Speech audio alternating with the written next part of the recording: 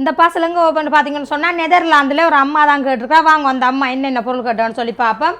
நெத்தலி கருவாடு கேட்டிருக்கிறா 3 கிலோ, மற்ற இஞ்சால அரிசிமா வந்து 3 கிலோ, செத்தல் மிளகாய் வந்து 1 கிலோ, மற்ற இது வந்து மோர் மிளகாய் வந்து 1 கிலோ, மாசிக்கருவாட்டு சம்பல் வந்து 3 போத்தல் கேட்டிருக்கிறா.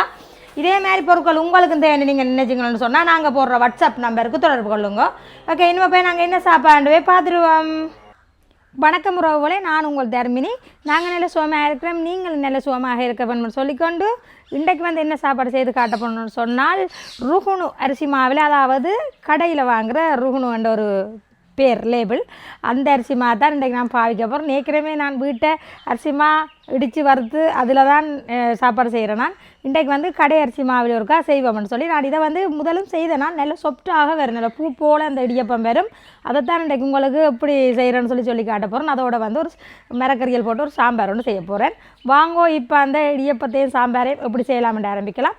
அதுக்கு முன்னாடி யாராவது எங்கள் வீடியோக்குள்ளே புதுசாக வாரீங்கள்னு சொன்னால் மறக்காமல் சப்ஸ்கிரைப் பண்ணுங்க. அது ஒரு வகையில் எங்களுக்கு சப்போர்ட்டாக இருக்கும்னு சொல்லிக்கொண்டு வாங்கோ வீடியோக்குள்ளே போகலாம்.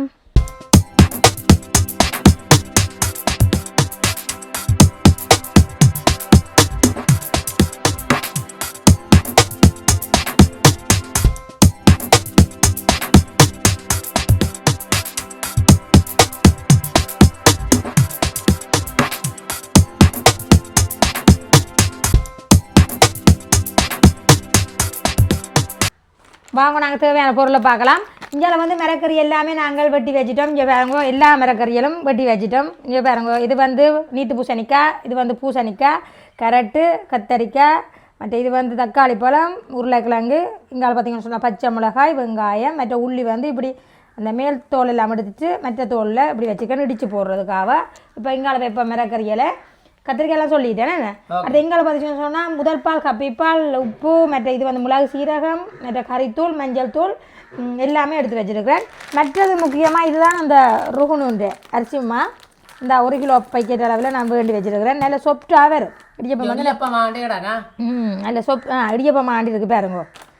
வறுத்த சிவப்பு அரிசி 2 கிடாக்கு. ஓகே, இப்போ வந்து நாங்கள் இதை அரிச்சு எடுக்க போகிறோம். வெட்டிடுவோம், என்ன வெட்டி போட்டு அரிச்சு எடுப்போம். இப்போ வந்து இதுக்குள்ளே வந்து அரிக்கணுமெண்ட் அவசியம் இல்லை. நாங்கள் வாங்குறதை அரிச்செடுக்கிறது நல்லது தானே. நான் அளவு கணக்கு சொல்லல, ஓரளவில் நாங்கள் அரிச்செடுப்போம்.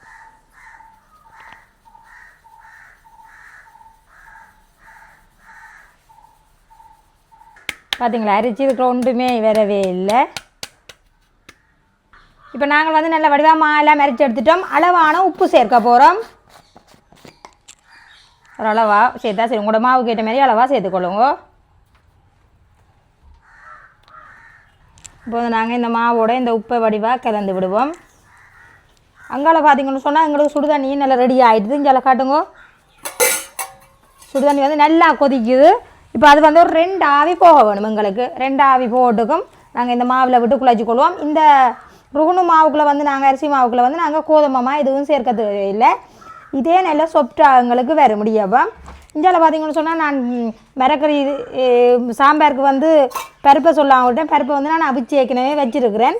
என்ன சொன்னால் அந்த அவிச்சு சேர்க்கைக்குள்ளே அது இன்னொரு டேஸ்ட் ஒன்று இருக்குது. இப்போ வந்து எங்களுக்கு தண்ணியும் வந்து ரெடி ஆகிட்டுது. இப்போ வந்து எங்களுக்கு சுடுதண்ணி வந்து கொஞ்சம் லைட்டாக ஆறுனா நல்லது. கொஞ்சம் ஆக வந்து கொதிக்குது. அதனால் கொஞ்சம் மாவியை இப்படி திரட்டி விடணும். திரட்டி போட்டு தான் நாங்கள் மாவில் விட்டு கிண்ட வேணும். வாங்குவோம், நாங்கள் மாவில் ஊற்றி கிண்டுவோம். இப்போ வந்து சுடுதண்ணியோட பதம் வந்து உங்களுக்கு விளங்கும். அந்த ஆவி வந்து பொல்லண்டி இருக்கக்கூடாது. கொஞ்சம் லைட்டாக இருந்தால் தான் எங்களுக்கு வந்து இந்த இடியப்ப மாவு வந்து நல்லா சொப்டாக வரும். இப்போ வந்து நாங்கள் சுடுதண்ணியை இந்த மாவில் ஊற்றி வடிவாக இப்போ நல்ல பதத்தில் கிண்டி எடுக்கணும். நல்ல சிவப்பு இடியப்பமாக வரும். என்ன நல்ல பஞ்சு வேறு இருக்கும். ஆனால் தண்ணி வந்து கவனமாக இருக்கும். இல்லை ஆறவும் கூடாது, சூடாகவும் கூடாது, கணக்காக இருக்கும். ஓ,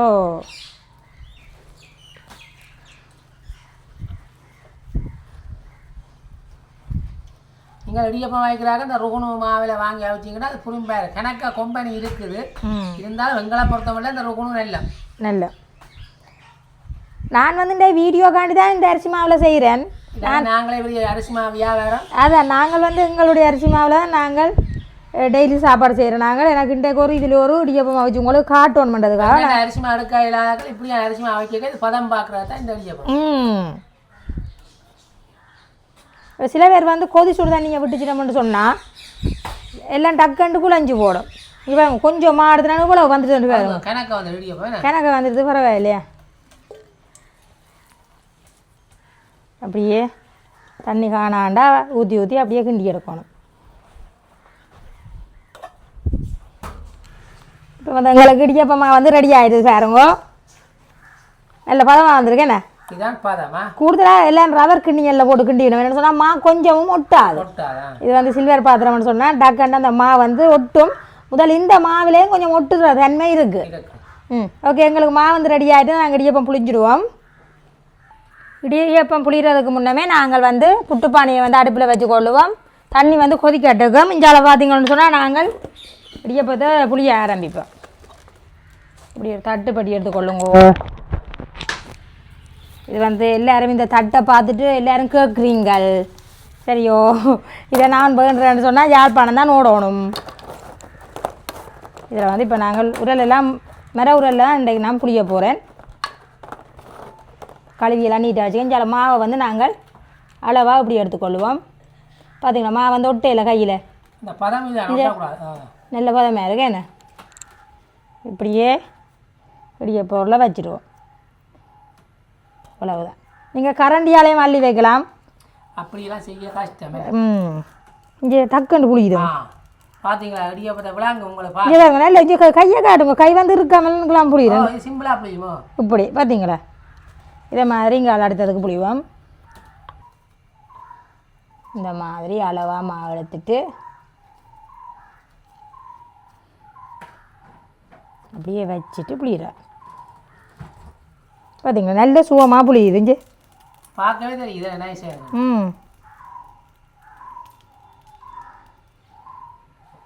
நான் வந்து புட்டு பானையில் வைக்கிறபடியாக இப்படி மேலுக்கு மேலே வைக்கிறேன். நீங்கள் இட்லி சட்டியில் வைக்கிறேன்னு சொன்னால் இப்படி பெரை புளிஞ்சு கூட நீங்கள் வச்சிருக்கலாம். இந்த மாதிரி தான் நாங்கள் புட்டு பானையில் வீட்டில் வைக்கிறீங்க. பார்த்தீங்களா. முக்கியம் இந்த இடியப்பம் பதம் தான் முக்கியம்.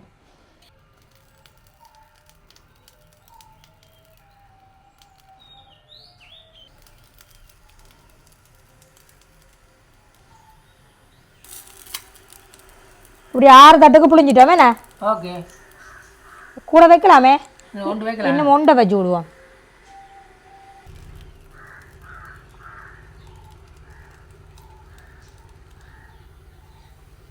இப்போ வந்து எங்களுக்கு தண்ணியெல்லாம் நல்ல வடிவாக கொதிச்சுட்டுது. இப்போ வந்து நாங்கள் இடியப்பத்தை அவிய வைப்போம். இப்படியே மூடி விடுவோம். எப்படியும் ஒரு 10 நிமிஷத்துக்குள்ளே அவிஞ்சிடும். 10 நிமிஷம் தேவையில்லை, 5 நிமிஷம் காணும். அவிஞ்சிடும். அவிஞ்ச பிறகு நாங்கள் பார்ப்போம். இஞ்சால பார்த்தீங்கன்னு சொன்னால் மெட்ட இடியப்பத்தையும் நாங்கள் டக்கு டக்குண்டு புளிவோம்.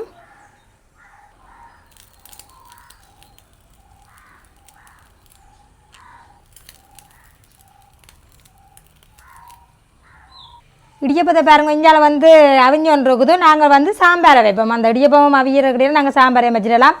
இந்த சட்டியை பார்த்தீங்களா, இதான் அழகான இது. இந்த சாம்பாருக்கு தான் புது சட்டியாக எடுத்துருக்கிறேன். நல்ல கைப்பிடி நல்ல பலமான சட்டி. இப்போ வந்து நாங்கள் மிரக்கறியில் போட்டு அவிய வைக்க போகிறோம். கத்தரிக்காய், தக்காளி பழம் கடைசியாக போடுறது, கேரட்டையும் போடுவோம். மற்றது பூசணிக்காய்,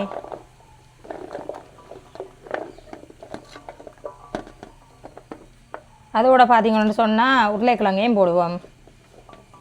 அப்படியே வெங்காயம், பச்சை மிளகாய், இங்கே பார்த்தீங்கன்னு சொன்னால் நீத்து பூசணிக்காய், இவ்வளோத்தையும் போட்டு நாங்கள் முதல்ல அவிய வைப்போம்.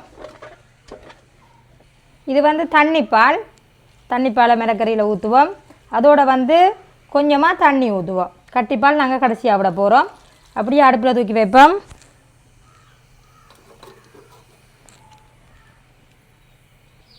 நாங்கள் இப்போ மூடி விடுவோம். அப்புறம் அவிஞ்சோண்டு விரட்டுக்கும் அவிஞ்ச அப்புறம் தான் நாங்கள் உப்பு தூளுகள் எல்லாம் போட வேணும்.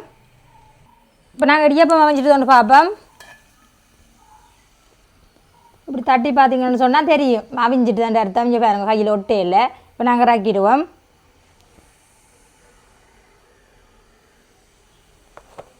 பார்த்தீங்களே பார்த்தீங்களா? இப்படியே பாருங்க, ஆவி பிறக்குது. இப்போ வந்து நாங்கள் தட்டால் எடுத்துடுவோம். பார்த்தீங்களா எப்படி வருதுண்டு? நல்ல சொப்டாக இருக்குது. நீங்கள் வேறுங்க எப்படி இருக்கு? எல்லாரும் சாப்பிடுறாங்க. அதே மாதிரி எல்லாத்தையும் நாங்கள் தட்டால் எடுத்துருவோம். இது தட்டிலே ஒட்டையில் பார்த்தீங்களா என்ன? இதைத்தான் சொன்னான் பூ போல இடியப்பம். கடை மாவுலேயுமே நீங்கள் செய்து கொள்ளலாம். இப்படி ஆடணுமே இடியப்பம் வேண்டா. இதுக்கு சொதி வச்சா அப்படி இருக்கும். நல்லா சூப்பராக இருக்கும். தெண்டை வாழில் வருது சுடுவது எடுக்க அதான் பிரச்சனை.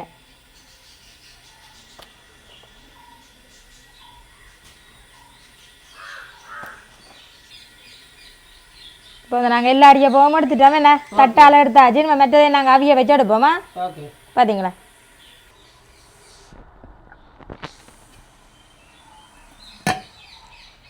இப்போ வந்து நாங்கள் மிரக்கறியை பார்த்துருவோம். நல்லா அவிஞ்சு தண்ணியெல்லாம் பார்த்துட்டு என்ன இந்த மாதிரி வந்ததுக்கு பிறகு நாங்கள் கொஞ்சமாக பழப்புளி கரைச்சி விட வேணும். அதோடு வந்து தக்காளி பழத்தை சேர்த்துக்கொள்வோம்.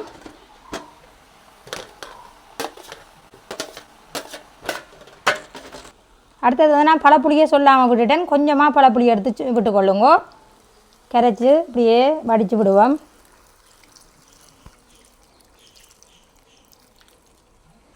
அப்படியே நாங்கள் கிண்டி விடுவோம்.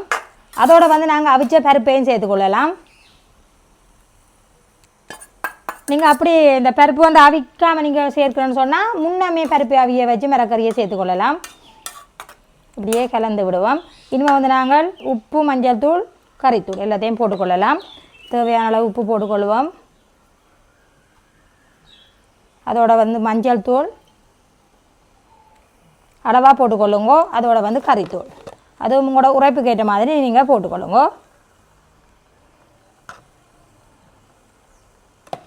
அப்படியே கலந்து விடுவோம். இனிமேல் வந்து நாங்கள் கட்டிப்பால் விடுவோம். அடுத்தது வந்து கடைசியாக நாங்கள் கட்டிப்பால் விடுவோம். விட்டு அப்படியே தூள் மணம் எல்லாம் போய் நாங்கள் கொதிக்க ரக்கி கொள்ளலாம். இதோட வந்து நாங்கள் இந்த கிண்ணத்தில் பாருங்க கொஞ்சம் கட்டிப்பால் வந்து ஒட்டி நிற்கிது. அதில் தண்ணியை ஊற்றி அப்படியே கலந்துட்டு விட்டுடுவோம். அப்படியே கலந்து விடுவோம். இப்போ வந்து இந்த தக்காளி பழம் எல்லாம் இந்த எங்களுக்கு இந்த கொதிக்கைக்குள்ளேயே வேகி கொண்டு வந்துடும்.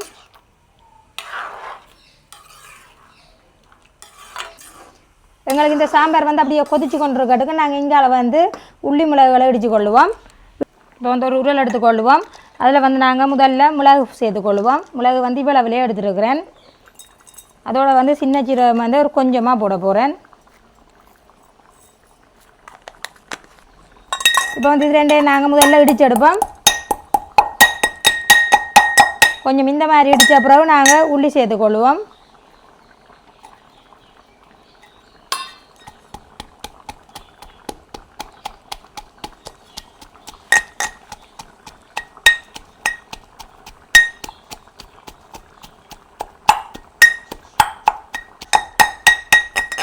கொஞ்சம் பேஸ்ட்டாக அடித்து எடுப்போம்.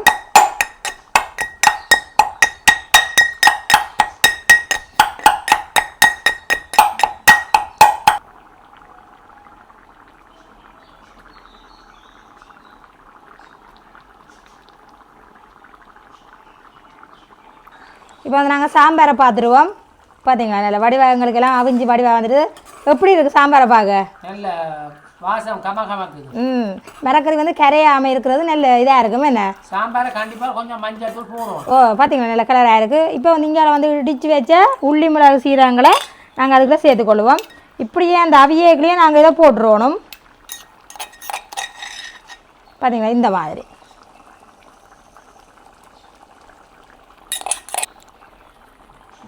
அப்படியே கலந்துடுவோம்.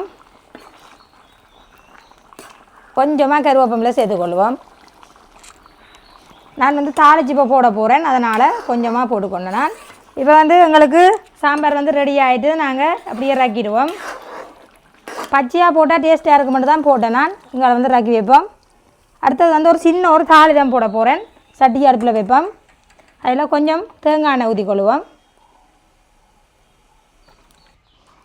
எண்ணெய் வந்து சூடாகிடுது. கொஞ்சமாக பெருஞ்சீரகம் போடுறேன். ஒரு பாதி பம்பா வெங்காயம் போட்டுக்கொள்ளுவோம்.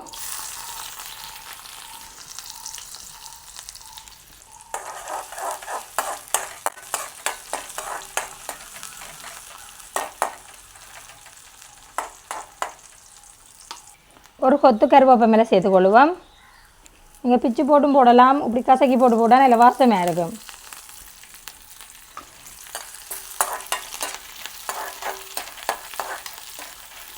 அதோட வந்து பொட்டுக்கடலை கொஞ்சம் 2 சித்தல் மிளகாய் எடுத்துருக்கிறேன். பொட்டுக்கடலை வந்து கறி வீடு பண்ணுறதுக்காக தான் கடைசியாக போட்டிருக்கிறேன்.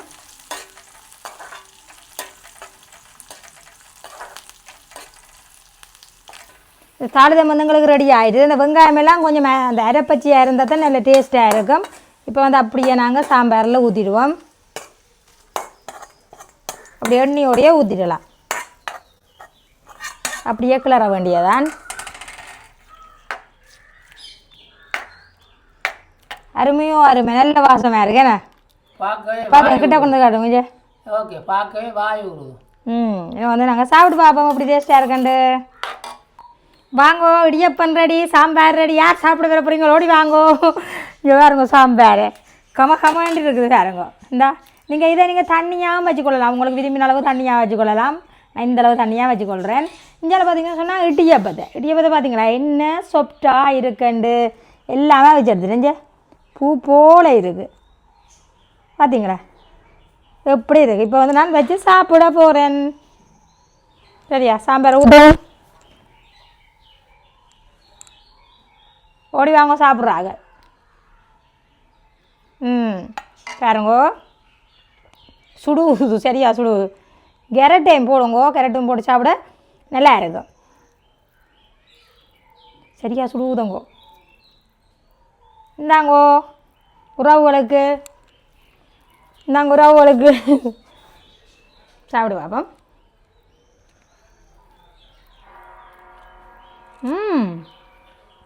கோயில் மணியும் அடிக்குதுண்ணா.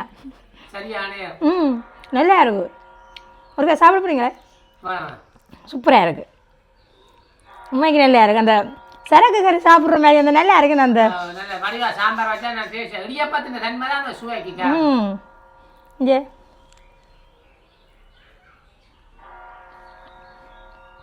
நல்லா இருக்கு பார்க்கும். இந்த கடையில் ஏண்டா அந்த ஓடு தண்ணி மாதிரி சொதிக்க அப்படி வேணும் என்ன அந்த அப்படியே சொப்டா அப்படியே போகுது. அப்படியே அந்த பஞ்சு போல போகுது. நல்ல டேஸ்ட்டாக இருக்குது. நீங்கள் முறவுல இதே மாதிரி செஞ்சு சாப்பிட்டு கொள்ளுங்க. நான் வீடியோ முடிச்சு கொள்ள போகிறேன். சூப்பராக இருக்குது.